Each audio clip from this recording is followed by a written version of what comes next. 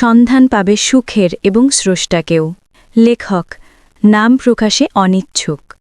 পর্ব 1 এবং 2 নিচে কমেন্ট বক্সে লিংক দেওয়া থাকবে।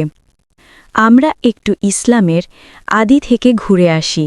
পর্ব 3 যদিও আমরা সবাই কমবেশি জানি, তবু একটু সংক্ষেপে বলি। একদিন মহান আল্লাহ তাআলা ফেরেশতাদের মজলিসে ঘোষণা দিলেন, আমি আমার খলিফা বা প্রতিনিধি সৃষ্টি করতে যাচ্ছি। তখন ফেরেশতারা বললেন, আপনি আবার কেন আরেক জাতীয় প্রাণী সৃষ্টি করতে চান, যারা পৃথিবীতে গিয়ে ঝগড়া, ফেসাদ এবং খারাপ কাজে লিপ্ত থাকবে? তার চেয়ে আমরাই তো আপনার গুণকীর্তন এবং পবিত্রতা বর্ণনায় দিনরাত ব্যস্ত থাকি, এতেই কি উত্তম নয়? আল্লাহ তাআলা তখন বললেন, আমি যা জানি তোমরা তা জানো না। এরপর আল্লাহ তাআলা জিব্রাইল আলাইহিসসালামকে পৃথিবী থেকে এক মুষ্টি মাটি আনতে বললেন, কিন্তু মাটির আকুতি মিনতিতে জিব্রাইল আলাইহিসসালাম ফিরে গেলেন। আল্লাহ তাআলা এরপর মিকাইল আলাইহিসসালামকে পাঠিয়েছিলেন। তাকেও মাটি অনুরোধ করল মাটিকে না নিয়ে যেতে এবং আল্লাহর কাছে আবেদন পেশ করতে যে আল্লাহ তাআলা মাটির দ্বারা যে নতুন জাতি সৃষ্টি করবেন, তারা আল্লাহর আদেশ অমান্য করবে এবং শাস্তি ভোগ করবে, সেই শাস্তি আমি ভোগ করতে চাই না। এভাবে ইসরাফিল আলাইহিসসালামকেও মাটি ফেরত পাঠালো। শেষে আল্লাহ তাআলা আজরাইল আলাইহিসসালামকে মাটি আনতে পাঠালেন।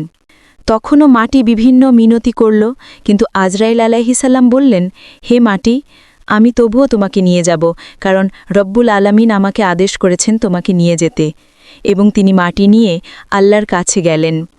এরপর আল্লাহর কুদরতে আদম আলাইহিসসালামের রূহবিহীন দেহ তৈরি হল।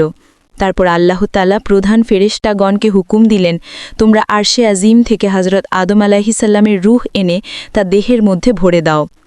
এরপর রূহটিকে আদম আলাইহিসসালামের মাথার উপর রাখা হলো। এর ফলে তার মস্তিষ্ক এবং জ্ঞান বুদ্ধির বিকাশ ঘটল। অর্থাৎ আদম আলাইহিসসালামকে আল্লাহর পক্ষ থেকে দেওয়া প্রথম নিয়ামত হল মহাবিশ্ব সম্পর্কে জ্ঞান দান, অর্থাৎ মহান আল্লাহ তাআলার সব বিষয়ে তাকে জ্ঞান অর্জন করান। এরপর আল্লাহ তাআলা বললেন, এখন তোমরা সবাই আদমকে সজদা করো। এই সজদা ছিল জ্ঞানতাত্ত্বিক সজদা বা সম্মানের সজদা। তখন সব ফেরেশতাগণ আদমকে সজদা করলেও একমাত্র জিন ইবলিস আদমকে সজদা করল না, কারণ তার মনে ছিল অহংকার এবং তার অন্তরে পূর্ব থেকে কুফরির বীজ লুকায়িত ছিল। আল্লাহ তাআলা ইবলিসকে উদ্দেশ্য করে বললেন, হে ইবলিস, আমি যাকে আমার কুদরতি হাতে তৈরি করলাম, তোমাকে আদেশ করলাম তাকে সজদা করতে, তুমি কেন তা অমান্য করলে? তুমি কি নিজেকে তার চেয়ে শ্রেষ্ঠ মনে করো? জবাবে ইবলিস বলল, আমি আদমকে কিছুতেই সজদা করতে পারি না, কারণ আপনি আমাকে সৃষ্টি করেছেন আগুনের দ্বারা আর আদমকে সৃষ্টি করেছেন সামান্য মাটি দ্বারা, অর্থাৎ আগুন তো মাটির চেয়েও শ্রেষ্ঠ। তখন আল্লাহ তাআলা বললেন, হে মরদুদ, তুই চিরদিনের জন্য আমার রহমত থেকে বঞ্চিত হয়ে গেলি, বেহেশত তোর জন্য নিষিদ্ধ হয়ে গেল, তুই এক্ষুনি বেহেশত থেকে বের হয়ে যা। তখনই ইবলিস বলল, হে মাবুদ, আমি সুদীর্ঘ লক্ষ লক্ষ বছর তোমার ইবাদত করে আসছি, তার কোনো প্রতিদানই কি আমি তোমার কাছ থেকে পাব না? আমাকে এইরূপ শাস্তি দেওয়া কি তোমার ইনসাফের কাজ হলো? তখন আল্লাহ তাআলা বললেন, হে পাপিষ্ট ইবলিস, তুই আমার কাছে কি চাস?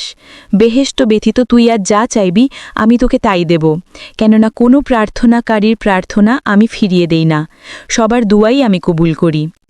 তখন ইবলিস বলল, তুমি আমাকে রোজ কিয়ামত পর্যন্ত হায়াত দান করো, আমাকে তুমি এমন ক্ষমতা দান করো যেন তোমার সব সৃষ্টিকে আমি দেখতে পাই, কিন্তু তারা এবং আদম সন্তান যেন আমায় দেখতে না পায়, এবং আমি যেন আদম সন্তানের রগে হাগে এবং শিরায় শিরায় বিচরণ করতে পারি।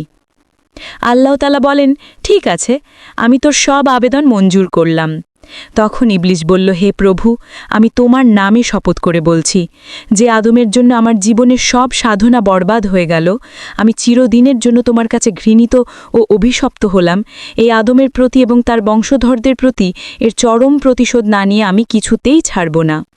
আমি প্রতিজ্ঞা করলাম যে আমি যুগে যুগে আগত আদম সন্তানদের পথভ্রষ্ট করে আমার সাথেই জাহান্নামে নিয়ে যাব। এভাবে পাপিষ্ঠ ইবলিস বেহেশত থেকে বিতাড়িত হল এবং অত্যাধিক শক্তির অধিকারী হয়ে তার প্রতিজ্ঞা পালন করেই যাচ্ছে।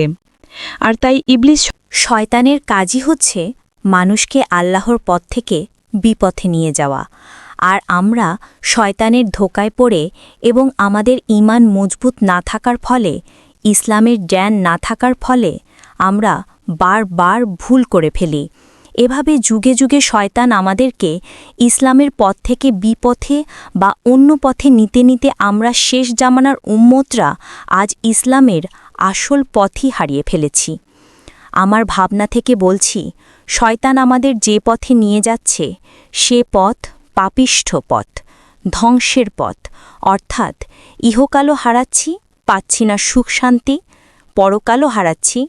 তাহলে কে জিতে গেল? শয়তান।